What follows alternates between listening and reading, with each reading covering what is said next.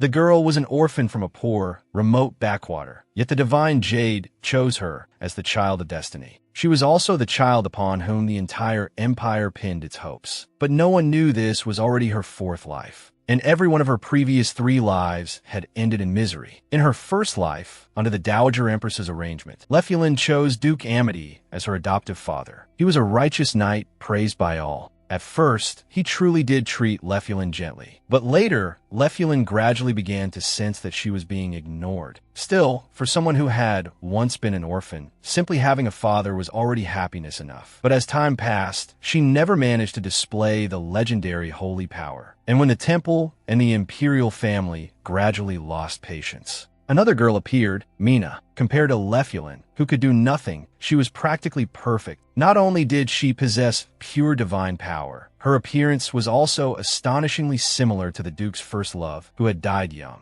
Mina was quickly adopted as well and grew closer and closer to the Duke. As for Lefulin, she was accused of being a fake child of destiny and then was framed for poisoning Mina. In the end, she was completely abandoned by her adoptive father and sent to the altar as a sacrifice, becoming part of the seal on the evil spirit. In her second life, Lefulin chose Duke Valois, whom she had admired, only to discover that this illustrious noble was, in private, a brutal madman. Because Lefulin had no holy power, Duke Valois often beat her mercilessly, until he beat her to death. In her third life, a completely disheartened Lefulin ran away. But where could a penniless child possibly flee to? In the end, she could only suffer abuse among beggars and die alone of hunger on streets. 3 returns, for lives. And now, reborn once more, Lefulin looked at the childish face in the mirror and let out a resigned sigh. She was back again. This wretched life had to be lived all over again. But in this life, her goal was simple: find a place where she could live safely until adulthood and leave without trouble. The portraits of the 3 adoptive father candidates were once again placed before her. In the end, her eyes stopped on the last one, Duke Doubled, who commanded vast troops and immense wealth, yet was also known as the Empire's greatest villain. In her first 2 lives, she hadn't chosen him because she feared his notorious reputation. This time, she could only gamble. The man was handsome, but those ice-blade blue eyes were so cold they cut. As Lefulin gazed at the man who was about to become her father for one brief moment, that face was so handsome it almost took her breath away. Why would someone like him remain unmarried for life after losing his wife? But his words were colder than his looks. He glanced at the delivered Lefulin, his voice devoid of warmth. Has that old man gone senile? Send this thing back at once. The steward looked troubled. The Dowager Empress said this is a chance to repair your relationship with the temple. It may not be wise to refuse outright, but from Lefulin's experience, neither the temple nor the Dowager Empress could truly force this man. Still, for the sake of her future freedom, she had to stay. She needed to save enough money in this household, which was richer than a nation, and then disappear completely, living a blissful life of doing nothing forever. So now, she had to cling tightly to Duke Doubled. Summoning all her courage, Lefulin shouted loudly in the Duke's direction, "On December 7th, there'll be a sudden tax inspection." The moment her garbled words fell, a strange silence descended over the room. Lefulin bit her lip in frustration. She developed more slowly than children her age, and her speech was always unclear. They definitely hadn't understood. But this was the only bargaining chip she had. Suddenly, a large hand lifted her up. Duke Doubled's handsome face abruptly came close. Those icy blue eyes locked tightly onto her. "Did you say there'll be a surprise tax audit on December 7th? Lefulin froze. He had actually understood her. She hurriedly put on as innocent a childlike expression as she could and pressed one finger to her lips. "It's a secret." Under the man's scrutinizing gaze, she silently prayed, "Please understand. I can be useful to you, so please adopt me, Duke." The Duke looked at his adjutant, his tone full of disbelief. "You expect me to believe a 4-year-old child knows what a surprise tax audit is? I'll send someone to verify it at once." The Duke lowered his gaze to the Lefulin at his feet. Their eyes met, one large and one small. Lefulin wasn't sure whether this would work, but she remembered clearly. In her past life, the Duke had suffered major losses because of this. The Duke frowned. A trace of impatience entered his low voice. "This one smells like a stray pony. I'll arrange for the young lady to bathe at once." Lefulin thought, this is bad. Is it only a bath? After that, will they just send me away? Absolutely not. Without time to think, she lunged straight at the Duke. She jumped and grabbed his leg tightly, like someone clutching at the last straw that could save her life. The Duke lifted her up with one hand and frowned. What are you doing? Lefulin stretched out her little arms at him, babbling for him to hold her. A flicker of displeasure and confusion crossed the Duke's face. Stop making trouble. But Lefulin didn't want to die painfully again. She didn't want to keep being reborn over and over with no hope at all. I only need a little food and a corner to stay in. I won't ask to be loved anymore. So please. With all her strength, she wrapped her tiny arms tightly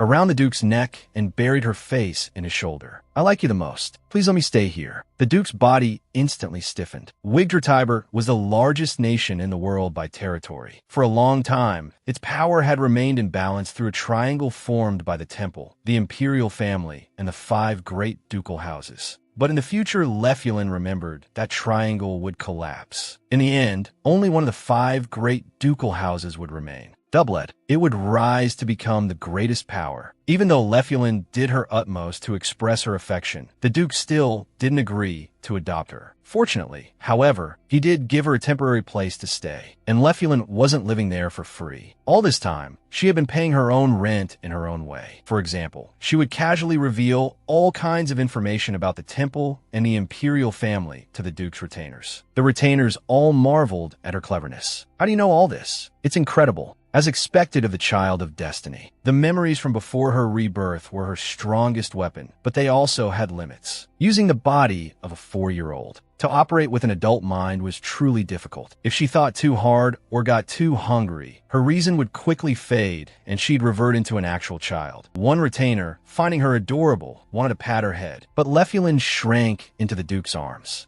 Like a startled little animal. The young lady is clearly afraid of strangers, yet she always clings to his grace. How strange, but she wasn't doing it on purpose. Because of the abuse she had suffered, she was full of fear toward unfamiliar adult men. Only when she stayed beside the Duke did she feel a strange sense of safety. Once the meeting ended, everyone left one after another. The last old retainer walked over to Lefulin with a smile and handed her a piece of candy. Thank you for the story. She was just trying hard to unwrap it when a big hand suddenly reached over and took the candy away. Lefulin froze, a huge sense of grievance welling up in her chest. Stealing even a child's candy? Even for a villain, that was too much. But the next second, the Duke neatly tore off the wrapper and gently popped the candy into her mouth. Watching her, the Duke asked in a low voice, "If someone gives you candy when you return to the capital, will you tell them about my household?" Lefulin shook her head. Why? Because I'm on your side, Duke. The imperial palace, the temple, and the other ducal houses had all tormented her in past lives. So far, only House Doublet had not left her in pain. And besides, the Duke was far less cruel than the rumors said. Lefulin raised her eyes and suddenly thought she saw the corner of his mouth lift just a tiny bit. At that moment, the maid Lia entered. The Duke directly handed Lefulin over to Lia. Of course, how could someone as cold as him possibly smile? I must have seen it wrong. Though the Duke had a distant temperament, when it came to raising a child, he was unexpectedly generous. He arranged several maids for Lefulin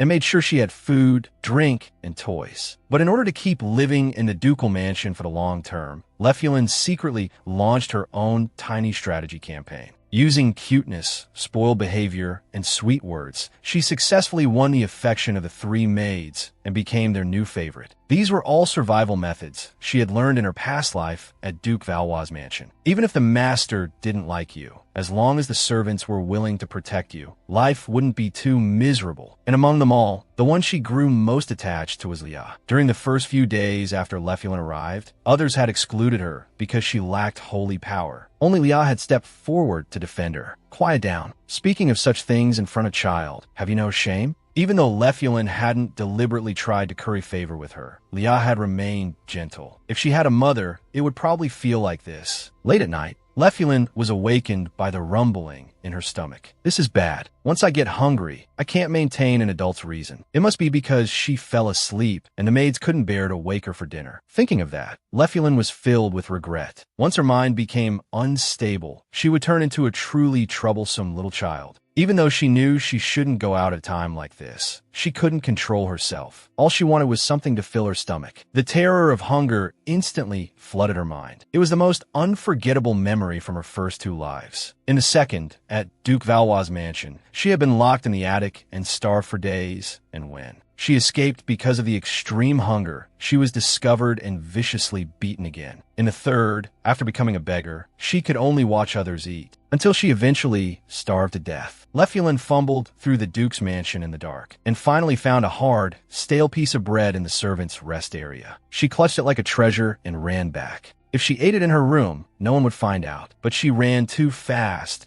and crashed into something, falling to the ground. Lefulin looked up and sucked in a sharp breath. Duke Doubled was looking down at her, his gaze colder than the night itself. At night, he looked especially terrifying. Lefulin crouched on the ground and instinctively shielded the bread in her arms. Her hands and feet trembled uncontrollably. At that moment, she suddenly remembered a story Mina had once told while curled up beside Duke Amity in her previous life, about someone who had been sentenced to death for stealing bread. Recalling Mina's carefree tone, Lefulin only felt colder all over. "What are you doing in my castle?" Lefulin trembled violently, certain she was going to die this time. The Duke's voice was piercingly cold. "You're eloquent and clever. Could it be the Dowager Empress sent you to my house as some kind of spy, child of destiny? And no, that's not it. I hate liars the most, especially those who pretend to be innocent and claim they're on my side." The Duke touched his chin and deliberately dragged out his words. "So, little mouse, how should I deal with you?" Lefulin was so frightened she shrank into a tiny ball, pressed her hands together, and begged repeatedly. "I was wrong. I shouldn't have stolen." The Duke frowned. "Be clear. Did you steal money, a holy relic, or military intelligence?" But no matter what he asked, Lefulin only kept shaking her head. The Duke lost patience. "What exactly did you steal?" Crying, Lefulin raised the thing she had hidden above her head. "I stole bread." Her sobbing sounded especially loud in the silent room.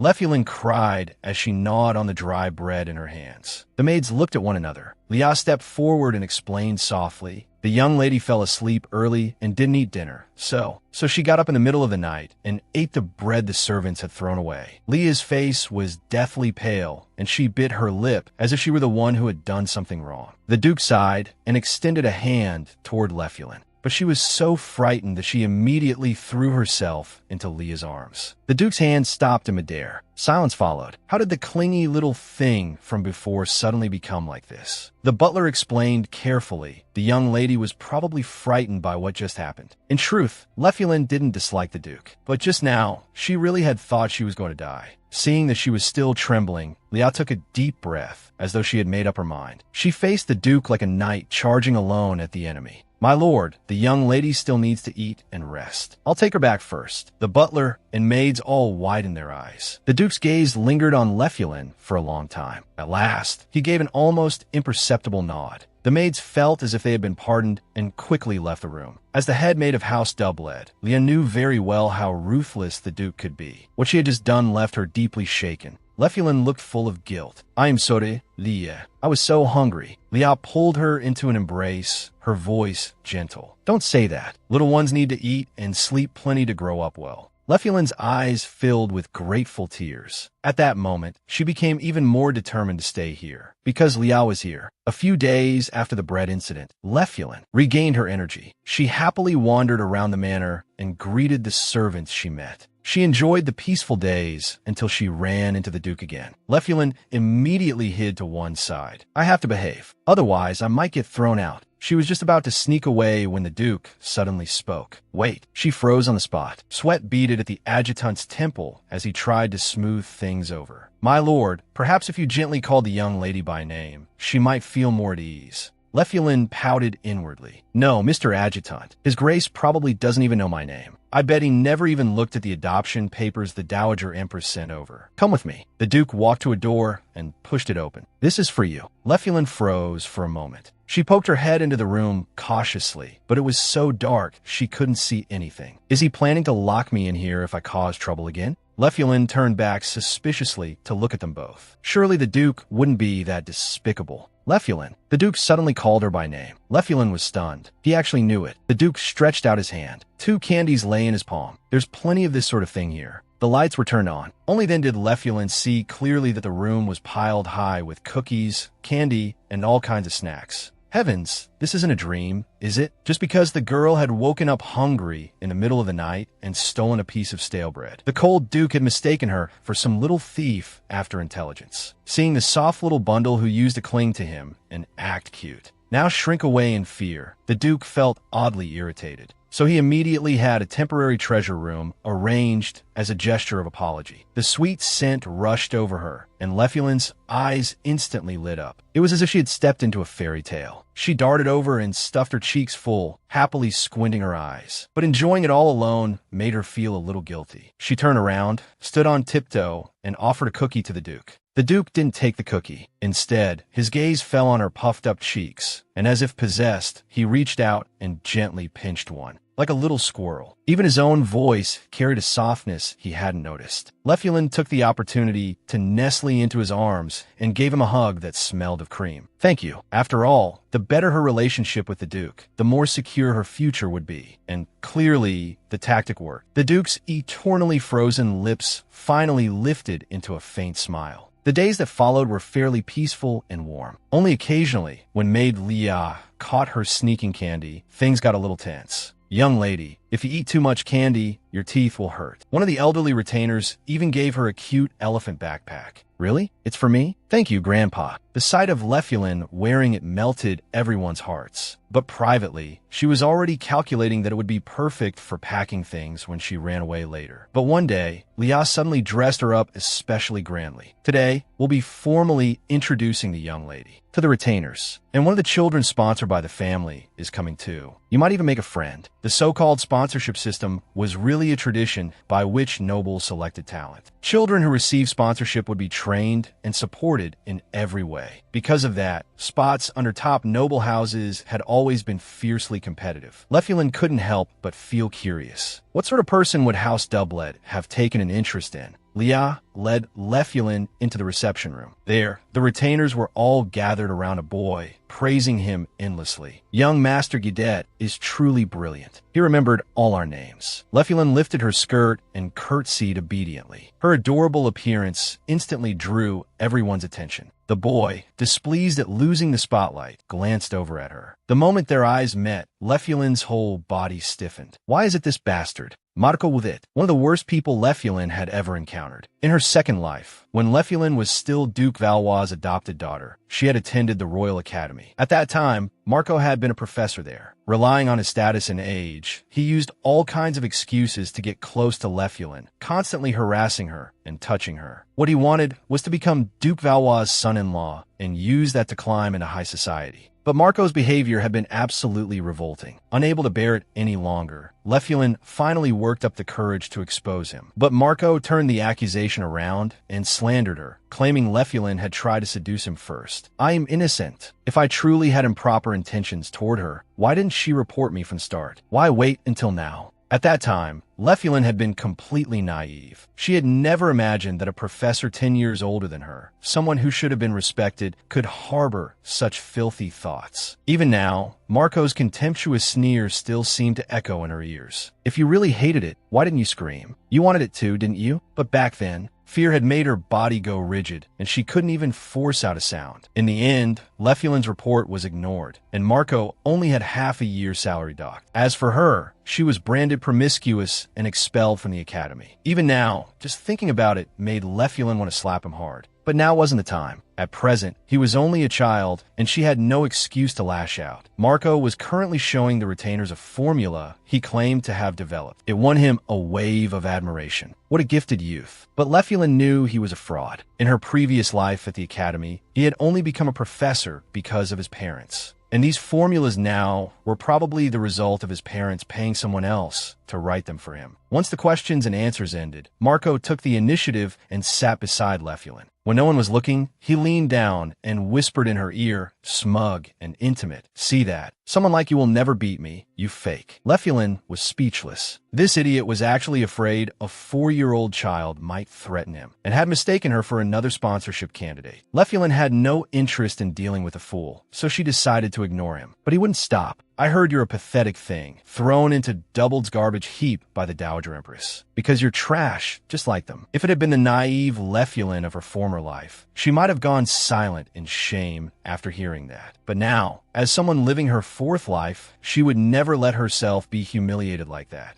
Her tiny fist suddenly swung up and rain blows down on that smug face. Everyone was so shocked they froze on the spot. In the end, one final punch cleanly sent her opponent sprawling. Her neat, decisive moves made the maids cheer out loud. Young lady, that was amazing. Young Master Guidet. Hearing the commotion, Baron Guidet rushed over. When he saw his son on the floor, he was utterly dumbfounded. What happened here? Just as Marco was about to cry out his grievance, Yulin had already raised a finger and pointed at him. He's a bad kid. She turned to the retainers, tried her best to speak clearly. He said Doubled is a garbage heap. The room fell dead silent. Lefulin's heart pounded. This is bad. Nobles aren't supposed to resort to violence. Was I too impulsive? But unexpectedly, the maids and retainers were all deeply moved. Did the young lady lose her temper to defend us? Lefulin was stunned. Actually, she had just wanted to hit him. Marco hurriedly tried to argue. Nonsense. You're lying. How could I possibly say something like that? At that moment, a cold voice suddenly rang out. So you dared insult a child under my protection.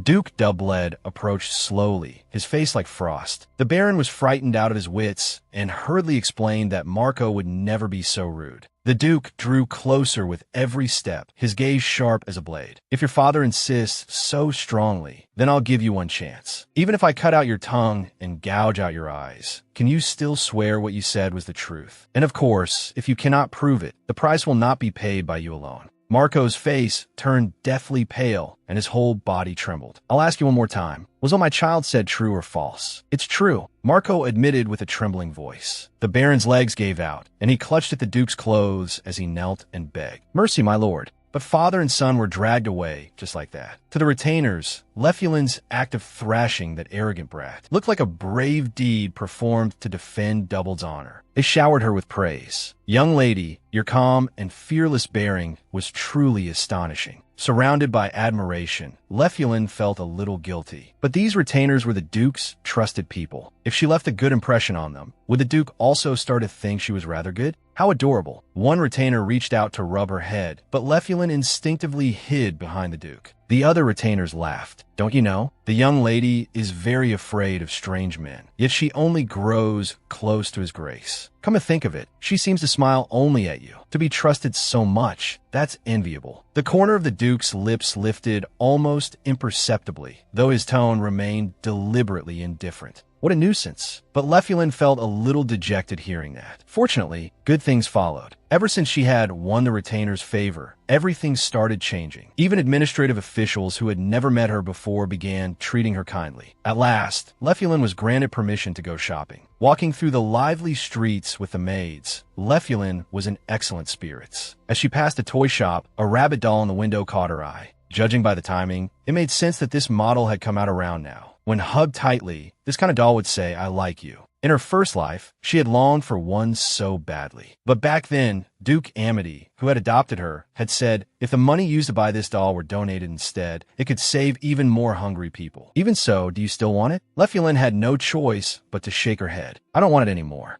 Duke Amity smiled in satisfaction. Good. What you gained today was not a doll, but a loving heart. But Lefulin had really wanted one. And later, she watched helplessly as the Duke gave that doll to 18-year-old Mina. Watching Mina beam with childlike joy, the Duke's own smile had been dazzlingly bright. Young lady, this is a rare outing. Would you like to buy some toys? Warmth filled Lefulin's heart. Liao was just so gentle. The shop was full of dazzling toys, and Liao generously said, pick whatever you like, young lady. Lefulin looked around curiously. Then suddenly, something else caught her attention completely. The regrets of her past life could finally be made whole in this one. Lefulin had finally gotten the chance to own the doll she'd always dreamed of. But just as she was full of delight, something else seized her gaze. A delicate carnation brooch. Right? Thanksgiving was almost here. On this special day, children gave carnations to their parents to express the gratitude in their hearts. Lefulin fell into hesitation. She wanted to buy the carnation to give to someone, but she couldn't bear to give up the lovely toy. After wavering for a long time, Lefulin finally decided to painfully let it go. I want to buy the carnation brooch. A rare chance like this couldn't be wasted.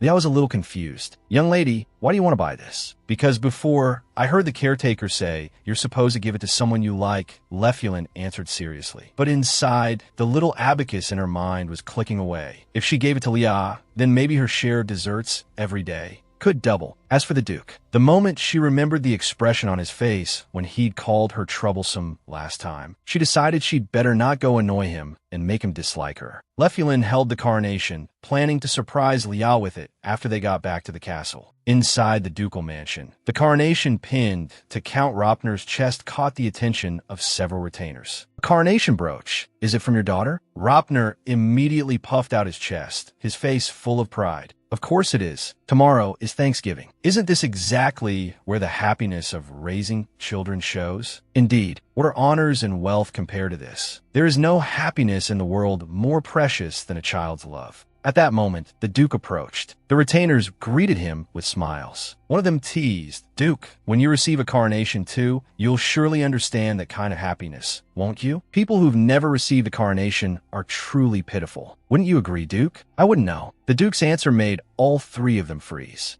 I've never received a carnation brooch. The Duke lowered his eyes, and there was a faint loneliness in them. Not even once. But you have 3 sons. The retainers laughed awkwardly. Well, boys are careless by nature. They'll only say thank you, at best. I've never heard even that. The retainers fell completely silent. Some of them even felt a little sorry for the Duke. Just then, Lefulin came in holding the carnation, her steps light and cheerful. The retainers' eyes lit up, and they immediately grew excited. My lord, look. It's a carnation. At last, you'll receive one too. The Duke looked up, only to see Lefulin shrink slightly. The retainers split into groups and tried hard to build the mood. The young lady must feel so deeply grateful to her protector that she personally went out to buy flowers. How touching. The Duke quietly watched Lefulin. Even his eyes held the faintest trace of expectation. Count Ropner whispered from the side, Young lady, since you've already come this far, why not give it now? Lefulin lowered her head and looked at the tiny brooch in her hand. Her cheeks warmed slightly. This is the first time I've ever given someone a gift. She took a deep breath, gathered her courage, and raised the brooch high. This is for you, Liao. Thank you for always taking care of me. Liao had never expected such a thing and was so moved she didn't know what to do. At that moment, the Duke's expression had gone frighteningly dark. The retainers didn't dare say a word. No one had expected the flower to be meant for a maid. Leah's eyes reddened, and her voice caught with emotion. Thank you, young lady. I will treasure it always. Lefulin hugged Liao tightly, enjoying the warm moment. But for some reason, she felt a chill on the back of her neck. The Duke tried hard to make his expression look less frightening. Lefulin, is there none for me? Lefulin raised an obedient smile. No, because your grace thinks I'm troublesome, so I didn't buy one. I'm very good, right? The answer was simply flawless. The Duke was left so speechless he nearly choked on it. And that very night, every resident throughout Doubled territory received an announcement filled with very personal feelings. From this day forth, celebrating Thanksgiving was forbidden. Over the next few days, Liao wore that brooch no matter what she was doing. Seeing it filled Lefulin's heart with warmth. It felt wonderful to have her feelings treasured. Just then, the adjutant came to take Lefulin to the Duke's office. It was time to report her current condition to the Dowager Empress. Holding the adjutant's hand, Lefulin walked out of the room. But in the corridor, they ran into workers transporting goods. Young lady, these are gifts prepared for His Majesty the Emperor's birthday banquet. Every year around this time, nobles bustled about over tribute gifts. Even Duke Amity, who had no interest in such matters, would still send a present out of courtesy. Even Duke Valois had to run around borrowing money for the occasion. He usually spent recklessly, but at heart he was unbelievably stingy. Especially toward Lefulin. She remembered one time when, not knowing any better, she had bought an expensive fountain pen as a gift for Duke Valois' birthday. You parasite living under my roof. You think you deserve to leave the attic? She had been locked up for 3 full days. At the time, the Duke's youngest son had asked his older brother in confusion, Brother, isn't it okay to buy a fountain pen? Of course it is. What parent would dislike a child buying school supplies? Then why did father get angry at Lefulin? Because she's not father's real daughter. Yes, precisely because she wasn't blood-related, even the smallest things could make people resent her. So now she had to work even harder to do things that would win Duke doubled favor. If she dragged this out any longer, her chance to be formally adopted might slip away. The study door opened. Lefulin ran, smiling, toward the Duke. Today, with glasses on, the Duke looked even colder and more severe than usual. She stopped in fright, hesitating to go closer. The adjutant bent down and comforted her softly. His Grace isn't angry. Really? Really? It's just. Next time, please prepare 2 carnations. Only then did Lefulin suddenly realize that she had disappointed the Duke. All the money spent on that shopping trip had belonged to House Doublet. She had bought so many things, yet had prepared nothing at all for the Duke. Lefulin instantly regretted it terribly. What should she do now? Go buy something now? But if she did it at the last minute, it would only look like deliberate flattery. Better to do something that would genuinely make him happy. She desperately searched through her memories for anything useful that might help the Duke. Just then, an exquisite box on the desk caught her eye. Inside lay a black gemstone with a dark sheen. This was probably the birthday gift meant for the Emperor. Lefulin unconsciously moved closer to inspect it. Suddenly, a strange glow flickered across its surface. A 6-pointed magic circle abruptly appeared and flew straight toward her. The ground shook violently. Lefulin felt as if all her strength had been drained away. A voice pierced through her body and into the deepest part of her mind. "My child." The girl had only glanced at the black stone, and a strange magic circle suddenly rushed into her body. And in her mind rang a despairing voice. "My child." Lefulin jolted back to herself. To her horror, she discovered that her body was moving against her will. Her hand reached out and grabbed the bizarre stone. She struggled desperately to pull free, but could do nothing. The adjutant's expression changed drastically. "That's Nwit, but..." Across all the lives Lefulin had lived, she had heard that name countless times. It was a holy relic left behind by an evil god, a forbidden object that must never be touched. And in the very next second, Nwit shattered into dust. Lefulin felt as though she had been struck by lightning. She tried to explain that she hadn't meant to, but in her panic, she couldn't get out a single complete sentence. The adjutant also tried to explain for her, but the Duke only furrowed his brows, let out an irritated sigh, and said, "What a nuisance. You made a mess. Go back to your room." Lefulin had never expected that. After trying to please the Duke, she would cause such a disaster instead. The more she thought about it, the more frightened she became, until she fainted outright. In the darkness, Lefulin saw a familiar back. It was Duke Amity, the man who had once been the kind, wise, upright father in her heart. She had admired him deeply. After becoming his adopted daughter, even though she had been forced to give up many things, as long as he called her name and gave her the slightest smile, Lefulin felt it was all worth it. But between the two of them, there had always been an invisible wall. The Duke gave her a place to live, taught her aristocratic etiquette, and occasionally dined with her, but that was all. He had never truly seen her as his own child. He had never sincerely accepted her until Mina appeared. Mina could naturally call him father. She could cling to his arm and act spoiled. And the Duke would always look at her with indulgence, wearing a radiant, blissful smile that Lefulin had never once seen before. After all, Mina was the true child of destiny, the one who could save the world from disaster and bring hope to humanity. Then, in the scene before her, a hand suddenly stretched out from the twisted darkness. "You stupid thing. Did you think I wouldn't find you just because you hid? A brazen little rat like you deserves to die in the streets." The cold faces of Duke Valois' family rose before her eyes. Lefulin knelt on the ground, desperately begging, "I'm sorry, I was wrong. Please, don't hit me anymore." Lefulin jolted awake, drenched in cold sweat. So it was just a dream. Remembering everything that had happened before she fainted, she was filled with regret. She had actually broken Newt. What was she supposed to do now? The servants of House Doublet had all been kind to her, and the Duke wasn't nearly as frightening as the rumors said. But if even they came to hate her, then she would truly be finished. Just then, thunder exploded in the night, and a bolt of lightning split the sky. At that instant, Lefulin saw something. It was when Lia came in carrying clean clothes. The doctor had already come, but said he couldn't find the cause of her illness and only prescribed some fever medicine. But when they entered the room, they found that Lefulin was gone. The Duke learned the news quickly and immediately ordered the entire castle searched, but they still couldn't find her. Someone quietly muttered, "Did she run off somewhere to look for bread again?" We've already checked. No sign of her. Could it be an assassin targeting House Doubled? Or perhaps the work of Senate elders who hate the Child of Destiny? Duke Doubled considered every possibility in silence. More than 10 minutes later, news finally came.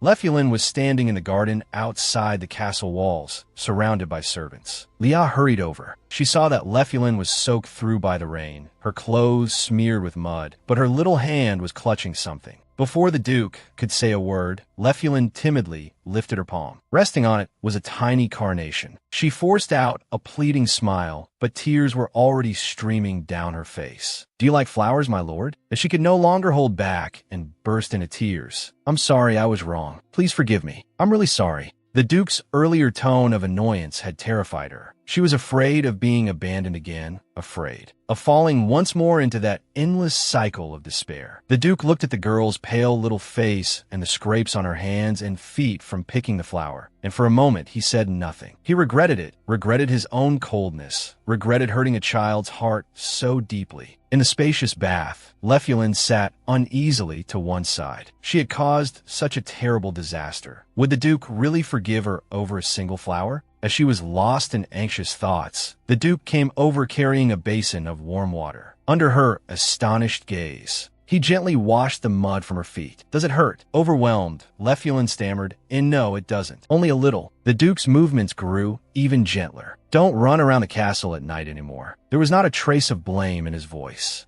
Lefulin asked carefully, "My lord, aren't you angry?" The Duke looked at her for a moment, then lightly tapped her forehead. "I'm not angry." His expression was so gentle that, in that instant, all of Lefulin's fear of him suddenly vanished. Over the next few days, the Duke truly did not get angry or scold her. Instead, he placed that tiny carnation in a vase on his desk. He even made time to dine with her. That day, accompanied by the maids, Lefulin went to the library in the ducal mansion to pass the time. The maids enthusiastically took turns recommending books, only to start arguing among themselves because they couldn't agree. Lefulin quietly slipped away to one side. Since she still had to pretend she couldn't read, she thought she might as well pick a book with a pretty cover. Then she noticed a book with no title and a strangely solemn cover. Curious, Lefulin opened it. Inside it recorded, "The most sacred achievement of the founding emperor, Fried Eye, was defeating the evil god's servant, Ivan." According to the records left behind by Ivan, 2 conditions are required to manifest the power of the evil god. First, one must come into contact with an object of the deity. This is the key to awakening the dormant power. Second, one must obtain a medium so that the power can be brought forth. Reading that far, Lefulin felt a wave of discomfort. Why did everything always end up entangled with the evil god? The empire's guardian deity had originally been the righteous Neria, who sealed away the evil god to protect humankind. However, as time passed, the seal gradually weakened. To reinforce it again,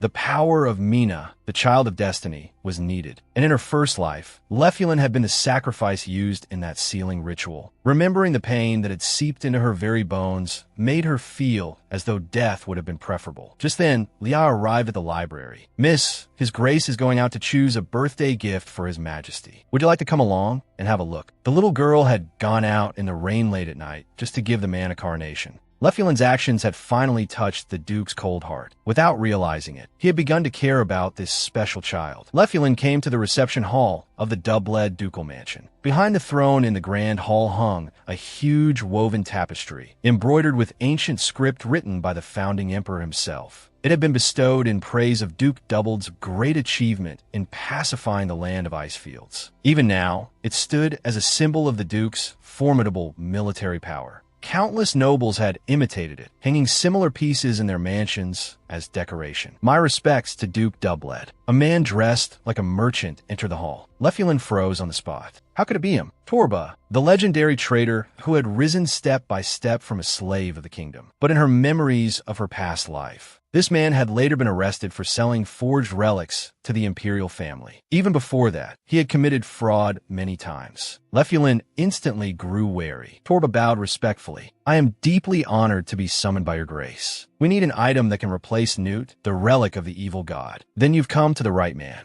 Only I Torba can find such a thing. He ordered a wooden box to be set on the table. Inside lay a milky white stone slab. My lord, please look. This is a slab from the descent of the ancient divine realm. Several people showed delight. Since it's connected to the evil god, this sort of holy object would be even more suitable as a birthday gift for His Majesty. The Duke's brow furrowed almost imperceptibly. Is this really a divine relic stone? Torba answered with certainty, of course. There are similar records in the history books, and it has even passed testing by the temple. It contains powerful holy power. I risked my life to bring this back from the ancient plateau. I was even attacked by monsters on the way, but I never gave up. I always believed someone would need its help. Expressionless, the Duke said directly, "Name your price." Torba slowly raised one finger. 100 million. Everyone's expression changed. 100 million. That was a figure on the scale of a national budget. Even House Doubled could not mobilize such an enormous sum lightly. But at the moment, there was nothing else that could replace Newt. Everyone fell into a dilemma. Then a clear child's voice rang out. "Let me see it." Torba glanced at Lefulin and gave a flattering smile. "Ah, so is the child of destiny. It will be my honor to serve you. Please, admire it as much as you like." Lefulin stepped forward with feigned innocence, but in truth she examined it closely. Torba smiled carelessly. "Well, can you sense the divine power? Since you are the child of destiny, perhaps you can even read the ancient script." One retainer frowned. "A child who can't even speak properly. How could she possibly read ancient writing?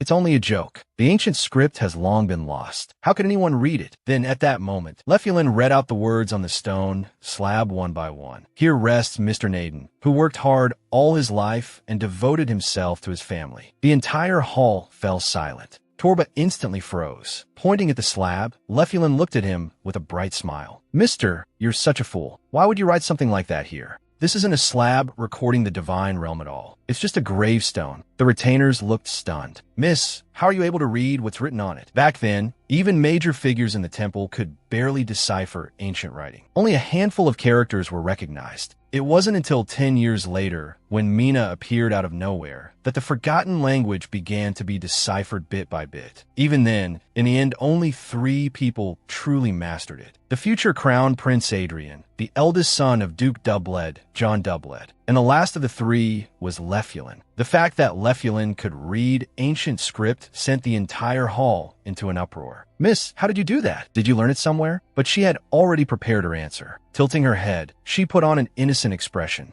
"I don't know. For some reason, I can just understand it." That harmless, adorable look instantly erased everyone's doubts. After all, she was only a 4-year-old child. Who would suspect her of lying? And in her previous life, Mina had answered the same way. No one had doubted her then, either. Besides, she had the added status of child of destiny. But Torba was no longer calm. "Nonsense. The temple can prove this is a divine relic slab. How do you prove that you really understand ancient writing? Throughout history, only the founding emperor understood it. What gives a child like you the right?" Lefulin curled her lips slightly, then turned and pointed at the grand tapestry hanging above the hall and loudly read the ancient script embroidered on it. "The one who bears the mission shall be blessed by the deep forest. Floyd Enisis Sherman Korea." The Duke gripped the armrest tightly. That was the founding emperor's true name. Everyone's expression changed at once. The middle name Sherman was proof of tribal bloodline, and that tribe was said in legend to have been created by evil spirits. Now even mentioning it had become taboo. The royal family had long ago erased that name from every record. Now only a very few people knew the full name. And of course, Duke Doubled was among that very small number. The fact that Lefulin could read it undoubtedly proved that she really did understand ancient script. This was absurd. Could she truly be the child of destiny? I thought she was just a bit clever. I never imagined she was this amazing. So that Torba was trying to trick us? Seeing his scheme exposed, Torba hurriedly tried to argue. "I only came here by the guidance of the gods." The Duke sneered. "How ridiculous. You demand that a child produce evidence. Yet when it's your turn, all you can offer is the will of the gods." Torba completely panicked and broke into a cold sweat. Lefulin shook her head. "Give it up, mister. You're done for." The Duke slowly rose, his gaze icy. "It seems I really have become quite popular lately. Even flies are trying to climb onto me. Guards, take this sacrifice so full of divine grace to the dungeon. Make him tell us the exact truth about that stone slab. Even if you have to split his body open, confirm whether there's some arrogant mystery hidden inside him." The man had tried to pass off a gravestone as a holy relic and swindle 100 million. Instead, the girl exposed him on the spot, and the Duke had him thrown into prison. Cowardly and afraid of death, Torba confessed everything before torture was even used. It turned out he had always wanted to buy a holy relic from the Pope, but because the price was absurdly high, he had taken the risk and devised this ridiculous scam.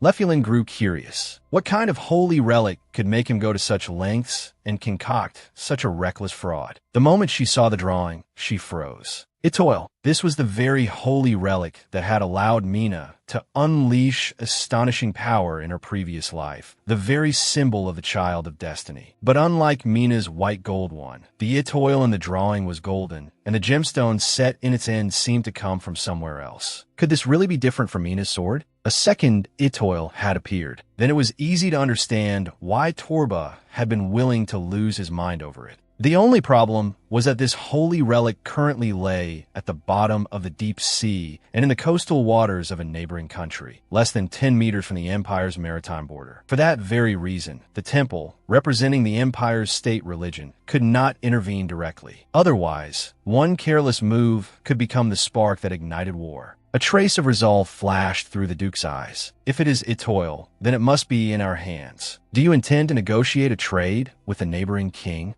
The Duke's lips curved into an aggressive smile. Why go to all that trouble? We can simply start a war. The casual remark made Lefulin's heart tremble. As expected of the famed Duke Doubled, she really had better stay obedient in front of him. The adjutant laughed and joked, "We have Miss to thank for all this. If you hadn't broken Newt, we might never have learned that there was a second Itoil." The adjutant's words made Lefulin pause. Did the Duke think so too? If that was the case, then maybe now was exactly the right time to ask him to adopt her. Gathering her courage, Lefulin tugged gently on the Duke's sleeve. "My lord, can you hold me?" The Duke lowered his head in slight surprise. In the girl's bright blue eyes, he saw nothing but pleading. "Lefulin will be a good child. I can grow up all by myself. I won't cause any trouble." Her voice grew softer and softer, but she still tried to finish. "So, Duke Doubled, would you be willing to be my father?" The Duke did not answer immediately. He simply looked at her quietly. After a long moment, he reached out and gently drew the girl into his arms. Like this. Tears welled in Lefulin's eyes, but her heart felt warm. Though he had not given her a clear answer, as long as he did not dislike her and was even willing to smile at her, that was enough. A few days later, the Duke was in his study handling official work when Lefulin came in, barefoot, holding up a pair of socks high in her hands, her eyes sparkling. "I can put on my socks by myself now." It turned out that Lefulin not only spoke unclearly, but also lacked coordination. It was only after repeated practice that she had learned how to put on socks by herself. And as soon as she succeeded, she could not wait to show the Duke. Resting his chin on his hand, the Duke looked at her with faint nostalgia in his eyes. "Then let me see." Lefulin suddenly became nervous. The Duke no longer rejected her the way he had at first. If she performed well, maybe she really could be adopted. She had to prove she wasn't a burden.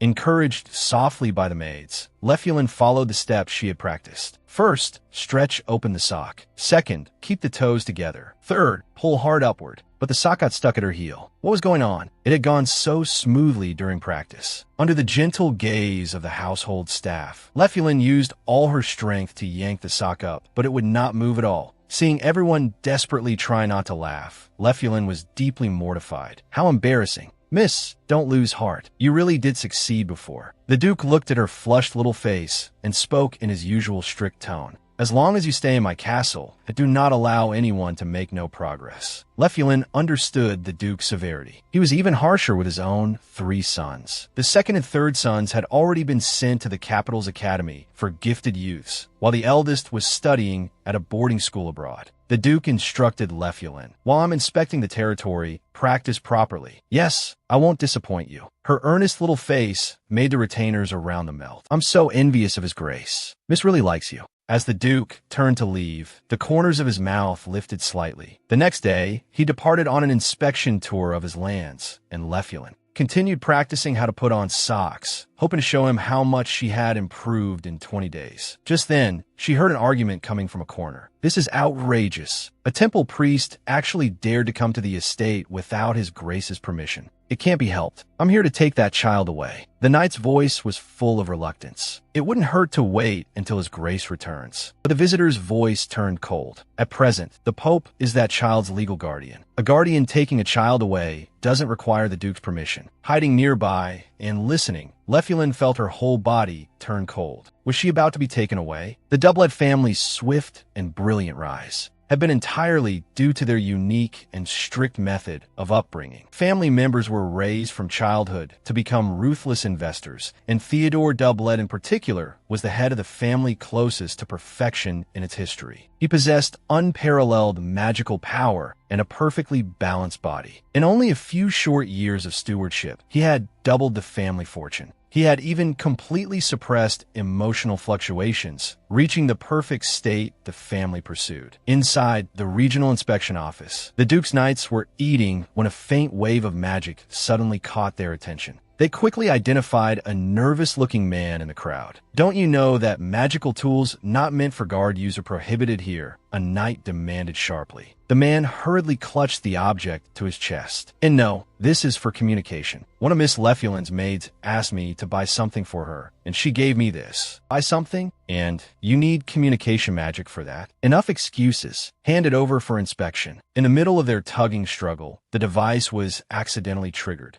A screen of light lit up, showing Lefulin's soft, adorable little face. In the image, she was carefully practicing speaking word by word with a maid. "Duke, my lord." Her childish voice and earnest expression instantly melted every knight's heart. "She's way too cute, right? The maid filmed this specially for me, as thanks for helping buy things." In the distance, the Duke watched in silence, expressionless. A retainer quietly approached. "My lord, don't you think Miss is extremely adorable?" Most people would. The Duke suddenly shot him a cold glance, and the whole room instantly fell silent. He did not think of anyone as cute. In fact, he did not even know what such feelings were. It was just that this child, who looked as fragile as something breakable, always drew his attention without meaning to. Seeing him frown without speaking, the knight who had come to report quickly changed the subject. "My lord, recently a band of robbers has been running rampant around the outskirts of the territory." The Duke looked annoyed. "It's not my territory. What does it have to do with me?" "Even so, they often kidnap children, so your subordinate was a little concerned." Before he had even finished, the Duke suddenly pictured Lefulin being carried off by bandits, tearfully calling to him for help. His expression changed, and his voice turned icy. "Anyone who dares cause trouble near my lands, leave none alive." The knights immediately accepted the order. "How far should we clear them out?" "Up to the border of Roxial territory should be enough." But then he suddenly remembered that in Roxial territory, there was a very popular garden where noble ladies often went strolling. What if Lefulin encountered bandits there? Wait, extending some favor to the surrounding region wouldn't be bad either. Clean out Roxial territory as well. But on second thought, when Lefulin grew a little older, she might want to learn horseback riding. Beyond that territory was a plain suitable for riding. What if she practiced there?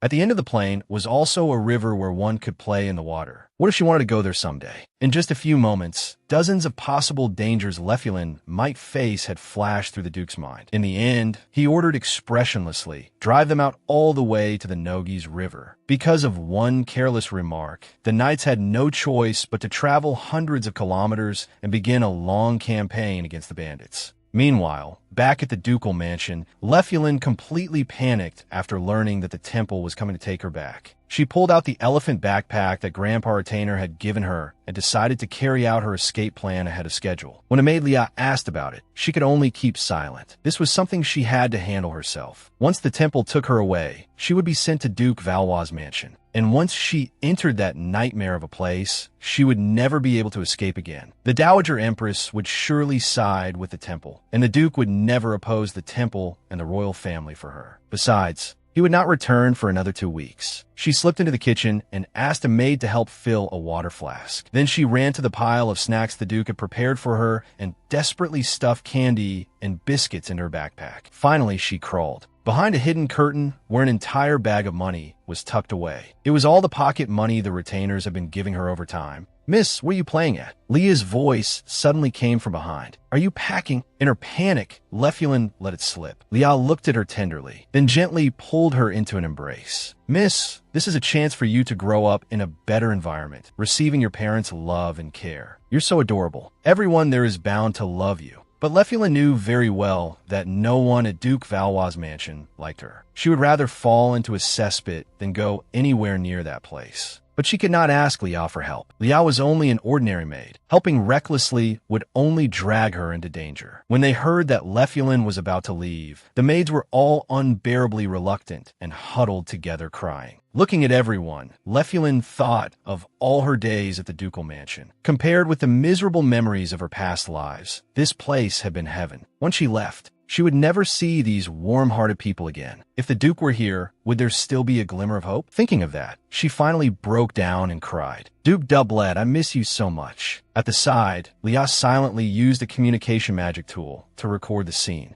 Yet no matter how much she cried, reality would not change. The people from the temple came in the end. After hearing that she was about to be taken away by the temple, Lefulin had remained sunk in unease. No matter how unwilling she was, the moment of parting finally arrived. The maids bid her farewell reluctantly while stuffing food and blankets into her luggage. Then a temple priest stepped forward wearing a false smile. "I have come by order of His Holiness. Miss Lefulin, have you been well here? In a place without the protection of family. You must have suffered greatly. But please be assured, we have already found someone willing to raise you with love. Duke Valois will become your kind and loving father." Lefulin's face instantly turned deathly pale. Raise her with love? That man would only treat her like a slave. And the temple had chosen House Valois only so that when she awakened the power of the Child of Destiny in the future, they would have an ally that was easier to control. Thinking of the agonizing memories of her second life, Lefulin trembled all over in fear. But the priest had already grabbed her wrist to drag her away. Lefulin instinctively resisted. "I don't want to go." But the man's grip was rough, crushingly painful. Maid Lia tried to step forward but was stopped. Seeing that Lefulin refused to submit, the priest finally tore off his mask of hypocrisy and threatened her in a low voice. "If you keep this up, the gods will curse you. Bad children get whipped."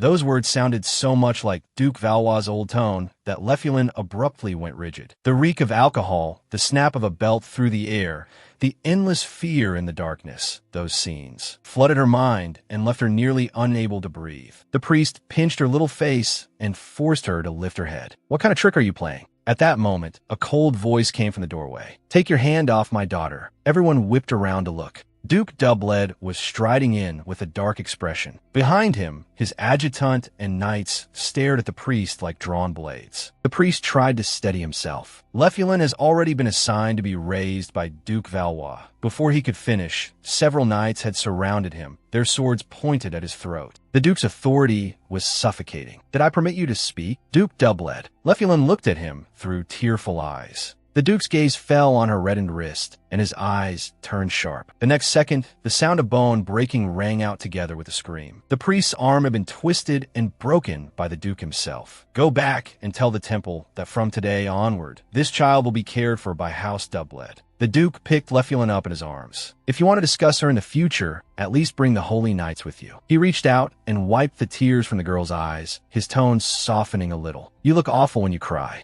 At least wash your face so you're barely presentable." With that, he turned, carrying her back into the castle. As for the priest, the adjutant directly threw him out the door. Back inside the castle, the butler happily came forward to see Lefulin, but she stayed curled in the Duke's arms, not moving. Only in this embrace could she feel even a trace of safety. Lia explained that Lefulin had simply been frightened. "She'll be fine if you comfort her a while. Then all of you leave." Lia and the butler both froze. "My lord, are you certain?" The Duke lowered his head and looked at the pitiful little face in his arms. The corner of his mouth lifted. "After all, I'm the one she likes best, am I not?" Once they were alone in the room, Lefulin thought back to what the Duke had just said, "Take your hand off my daughter." Since he had called her his daughter, did that mean she could try asking once more? Carefully, she spoke. "Can I stay here? I'll put on my socks by myself, and I'll only eat a tiny bit. I'll be good. I'll listen, then stay here. I'll adopt you." Lefulin froze at once and stared at him blankly. His expression remained calm, yet somehow felt so warm. The soft crackle of burning firewood sounded in her ears. The hand stroking her back was so gentle it made her want to cry. And in that peaceful shelter, Lefulin finally fell asleep. A few days later, Lefulin excitedly held up a drawing board. On it was her new name, written down for her by Lia, Lefulin Doublet. She had finally been formally adopted.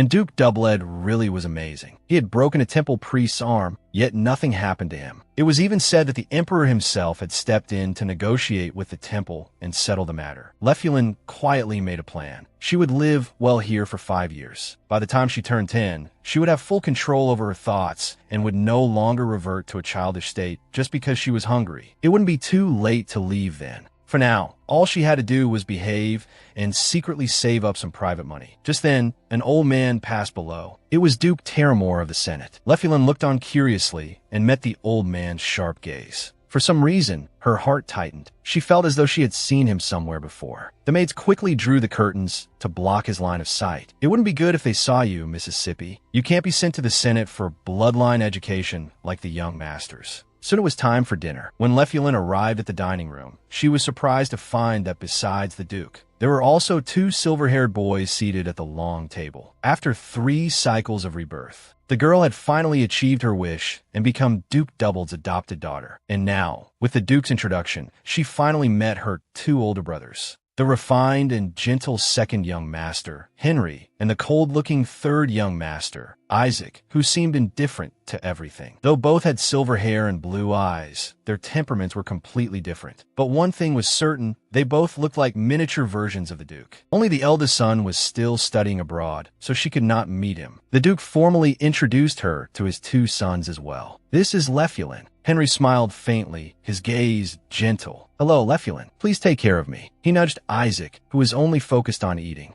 Isaac gave a bland nod. Lefulin knew very well that all 3 sons of Duke Doubled were extraordinary. They did not need the family's prestige to stand at the top of the empire through their own ability alone. Even in his youth, Henry had already grasped the empire's finances, and with those methods, he became the commander of a branch family while still barely in his 20s. But Duke Amity detested him, mocking him as a sly fox who exploited legal loopholes. As for Isaac, with his astonishing talent in martial arts, he was destined to become one of the empire's 4 knights in the future. He too was strongly disliked by Duke Valois. And yet these dazzling young masters would all become Mina's protectors in the future, treating her like a beloved younger sister. That was why, in the fate of her previous life, when Lefulin had been burdened with the charge of attempting to murder Mina, she had felt incredibly fortunate that the sons of House Doubled had not personally witnessed it. Otherwise, she would probably have been torn to pieces. But fortunately, they were not yet Mina's supporters. As long as they did not hate her, there was still hope. She tried her best to show friendliness, hoping to get along with them peacefully. But after dinner, when the 3 of them were alone, the atmosphere abruptly changed. Isaac kept a straight face as he glared at Lefulin, and Henry no longer paid attention to her either.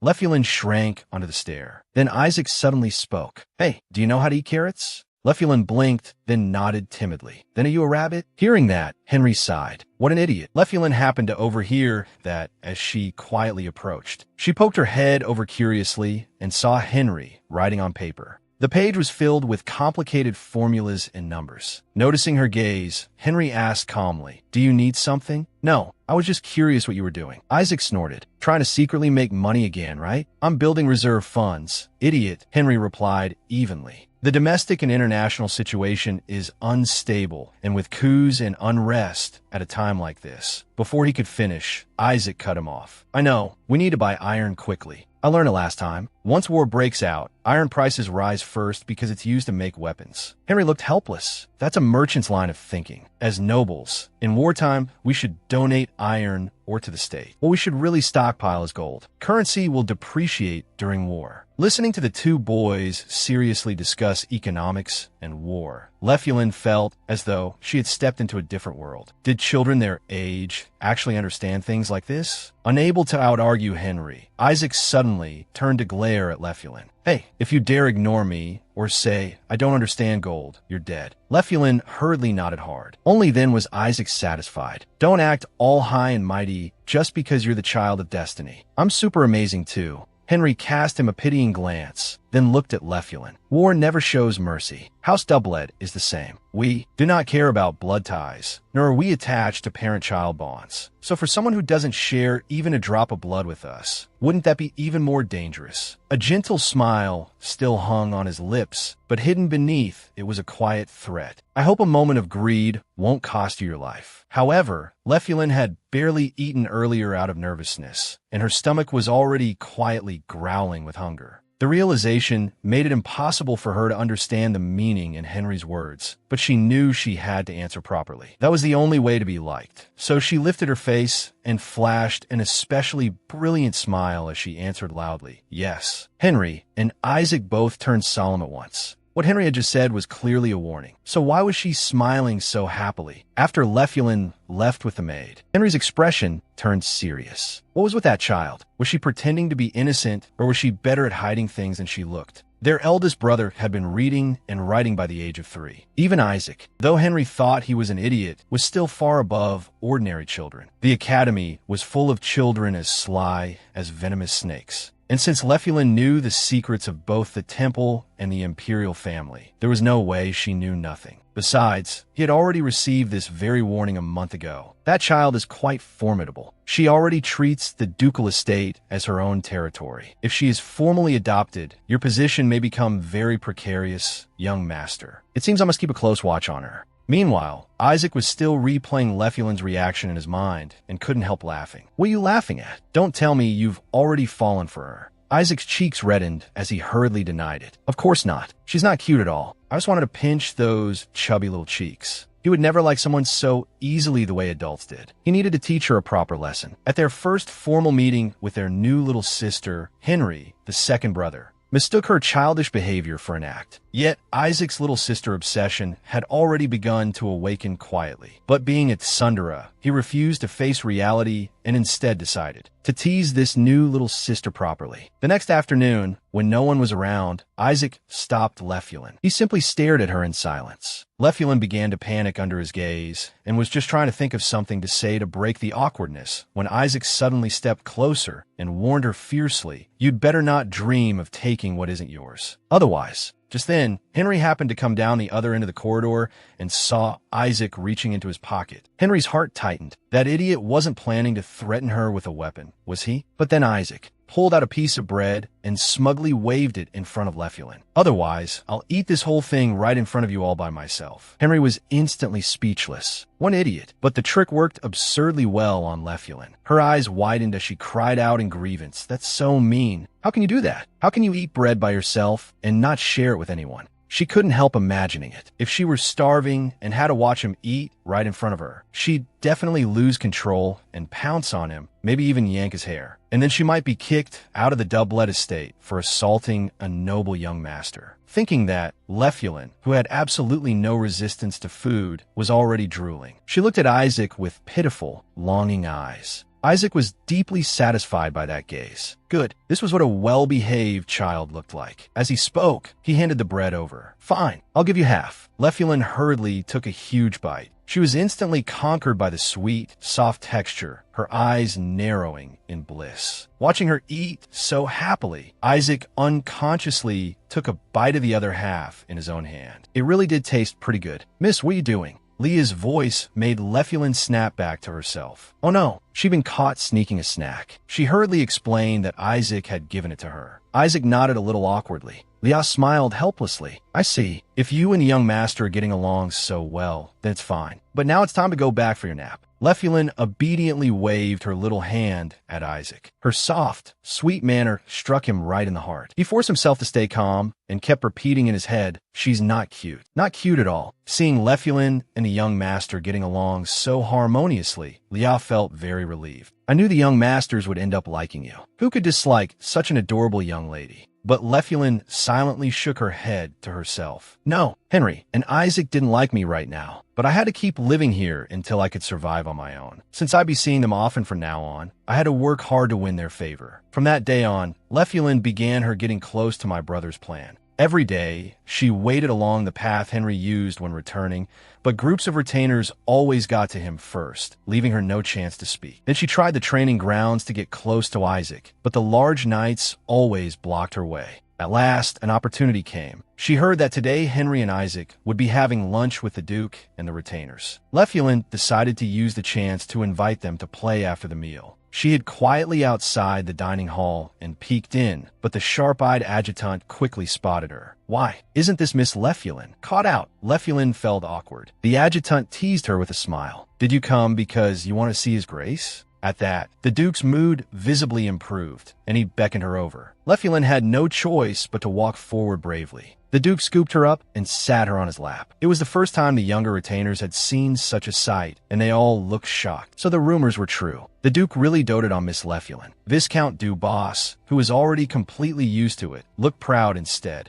as if the one being praised were his own daughter. "This child is always so well-behaved. She never fusses when sitting on an adult's lap, and she's not picky with food either. She's so young, yet so polite. Truly rare." Then he laughed heartily. Once again, everyone's eyes in the dining hall focused on Lefulin. Those retainers who knew her well all seemed to have a trace of boasting in their expressions. Lefulin felt uncomfortable all over under their stares and could only force a smile and greet them. "Hello, everyone." Viscount Dubois and the retainers looked even more pleased. Lefulin was the only one sitting there as if on pins and needles. Henry and Isaac watched this overly enthusiastic crowd of retainers as though they were looking at a bunch of lunatics. What was wrong with these adults? Just then, an elderly man arrived late. "My sincerest apologies. I am late." This man was none other than Terramore. The girl felt he looked strangely familiar the moment she saw him. She thought back carefully, and fragments of memory from her first life suddenly surfaced. One late night, she had once overheard Duke Amity speaking softly with an attendant. "Although he is a witness, he isn't worth your grace protecting personally. Ending up like this is his own fault. Wasn't he the one who used to hide from his guardian and abuse that child? It wouldn't be strange if the child grew up and came back for revenge." In the dim lamplight, the face of an old man could be vaguely seen beneath a cloak. That person must have been Terramore. A chill ran through Lefulin's heart. Who exactly was the abused child? The only children Terramore had access to were Henry and Isaac. But if one of them had grown up enough to force an old ministerial retainer to flee, then that child was probably the future Duke. But then she felt that couldn't be right, unless someone was insane. Who would dare abuse a son of House Doublet? Then again, such things did happen. She remembered Mina's old idle chatter. "In my old world, there were parents who abused children and kindergarten teachers who slapped little kids in public." Lefulin decided to investigate personally. The next day, she took the adjutant with her to the training grounds. Could Terramore really be a madman? Then which of the two was the victim? Henry was so smart. Would he endure it in silence? Isaac was hot-tempered. Could he really suppress himself until adulthood? Lefulin decided to investigate personally. The next day, she took the adjutant with her to the training grounds and headed straight for Henry and Isaac, who were training. "Why are you here?" "I came to play with you." Isaac suddenly looked oddly pleased. "Did you come all this way because you want to see me?" Lefulin smiled as she approached, but her eyes were secretly inspecting the two of them. There were no wounds on Isaac's neck or ankles. There were some marks on his arms, but it was impossible to tell whether they came from training or abuse. Henry had similar marks on his arms as well. Lefulin tried to get closer for a better look, but halfway there, she lost her footing. At the moment she stumbled, a hand steadied her firmly. It was Henry. He wore a gentle smile on his face, but Lefulin read a silent warning in his eyes. "Don't come closer. You can't even walk properly, idiot." Isaac spoke with disdain, but he still kicked away the rock that had tripped her. Suddenly, a shadow fell over them. Terramore had somehow appeared at their side. "You're all here." He took Lefulin's hand and gently kneaded it, a cold gleam flashing in his eyes. "A child's hand is so soft. If only they could stay this obedient forever, I wouldn't have to teach them myself." Lefulin stiffened all over. That face overlapped with the one beneath the cloak in her memory. Back then, he had said to Duke Amity, "Why didn't you send me abroad? If you don't act soon, he'll kill me." That is the retribution for abusing a child. "I'll help you, because even if you're trash, you're still a witness who can expose that family's crimes." Terramore turned to the two boys. "From today onward, I will be assisting in your studies. Now, come with me to the study." Is he about to make his move? Alarm bells rang in Lefulin's head. Almost by instinct, she let out a loud scream. The sound immediately drew the adjutant from the edge of the training grounds. When he saw Terramore, the adjutant frowned and stepped forward. "You seem so busy with official matters. How do you have time to come here?" As the Duke's most trusted man, he spoke calmly, but his tone carried an unmistakable warning. Terramore's expression stiffened. "I just happen to have some spare time to come see my adorable students. But perhaps greetings should wait until next time." He turned and left. The knights nearby exchanged serious looks, and at that moment, Lefulin noticed that unlike Isaac, who was frowning and complaining, Henry had gone pale, his expression unusually strained. So Henry was the abused child. After a short break, Isaac resumed sparring with a knight, while Lefulin watched from the side with Henry. Lefulin was torn. Should she tell the Duke? But she had no proof. The injuries on Henry's body could easily be explained away as training wounds. If she spoke carelessly, people would only think there was something wrong with her. If only Henry would expose it himself. But he seemed to be hiding it on purpose. Otherwise, with his intelligence, how could he fail to free himself from Terramore? Just then, a dark blue aura suddenly burst from around Isaac's body. Lefulin's eyes flew wide open. That was a power only the elite holy knights of the temple could wield. Had he mastered it already at such a young age? Isaac swung his sword with all his might. The knight facing him hurriedly begged for mercy. "Young master, please show mercy." But Isaac had no intention of stopping.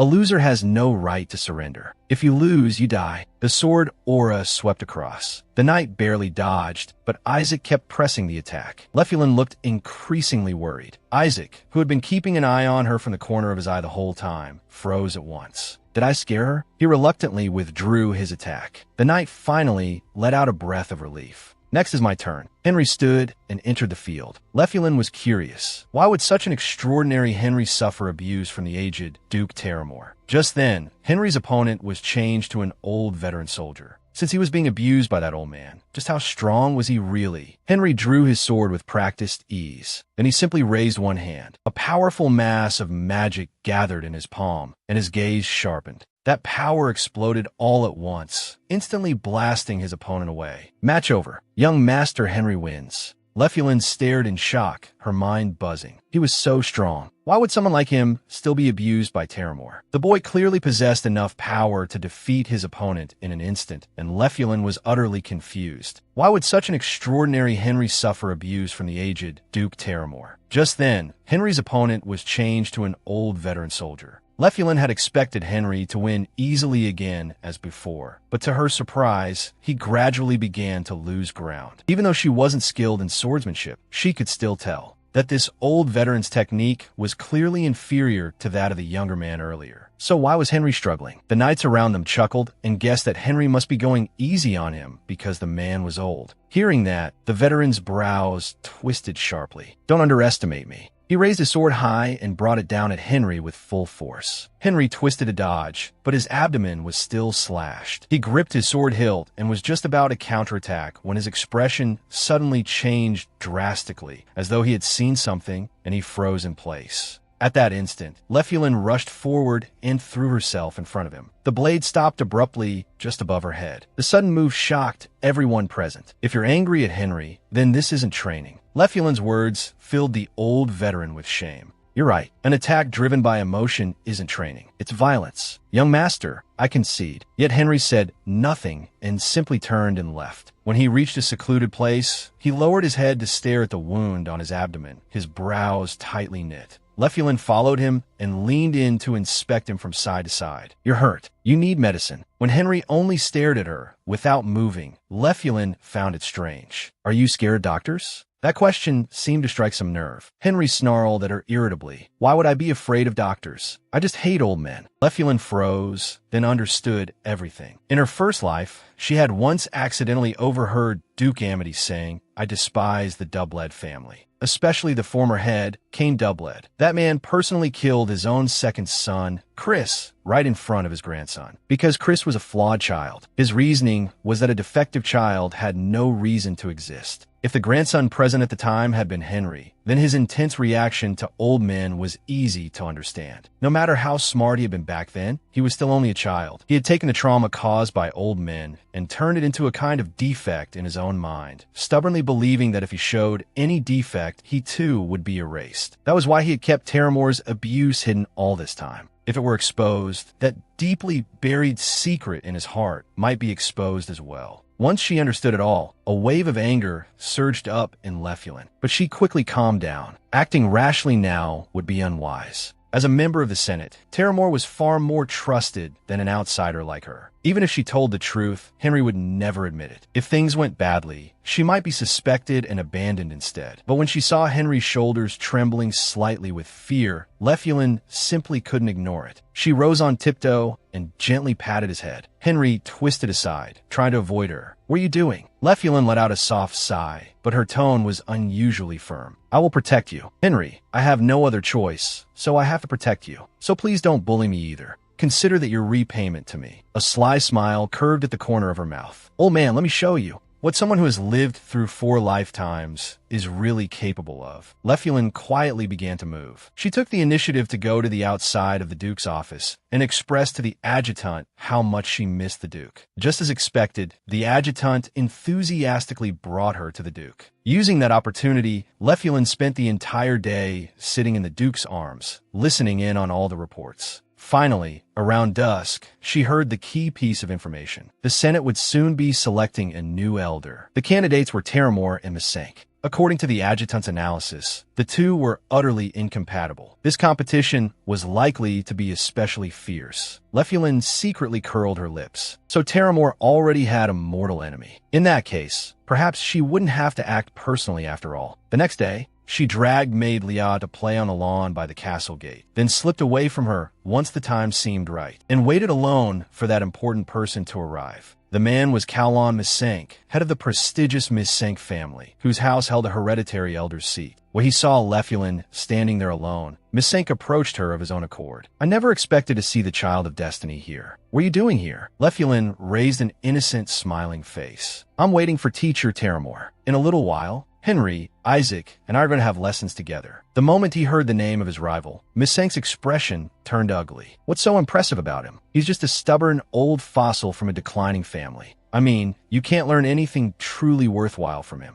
Lefulin shook her head again and again. "That's not true. I heard teachers say he has a particularly grand crimson robe. He said it's the symbol of a Senate elder. And that was precisely what Misenk had coveted for a very long time." His expression changed instantly. Did he really say that? When Lefulin nodded, he clenched his teeth in anger. "What utter nonsense. That position is obviously mine." Lefulin looked utterly innocent. "But I heard they've already decided to give the robe to teacher." Misenk was startled. "What?" He said he wanted to watch together. The person who thought the robe belonged to him cried his eyes out at the end. Misenk's face turned completely livid, and without another word, he headed straight for the Senate. Lefulin silently cheered him on. "Mister, it's all up to you. Go fight Terramore properly for me, to protect the boy from the old man's abuse." Lefulin made her move decisively. With just a few words, she inflamed the conflict between Terramore and Misenk. Then she quietly stepped back and waited to reap the rewards while the two of them fought. Inside the Senate, the elders sat gathered together, the atmosphere heavy. They were all deeply dissatisfied with the Duke's decision to establish a new advisory body. The role of advisor has always belonged to the Senate. If a new institution is created, we will become useless in all but name. "Mr. Speaker, are you truly going to do nothing?" Seated at the head, Speaker Nu Vanek slowly swirled the wine in his glass. His tone was calm, but deeply suggestive. The Duke's will is firm. We have no choice but to obey. Still, I would rather look forward to welcoming a new master who shares our thinking. His gaze drifted leisurely toward Terramore. The young masters are Doubled's future. We must teach them with all our strength. Naturally, in our way. Terramore's face filled with ingratiating confidence. "Please rest assured, everything has already been prepared." Sounds of agreement rose all around. Only Viscount Misenk sat there with a dark expression, silently clenching his fist. After the meeting, several people gathered around Terramore to flatter him. "Congratulations. You'll soon be wearing the elder's robe." Terramore smiled modestly, but desire churned within him like a swarm of insects. At last, the chance had come.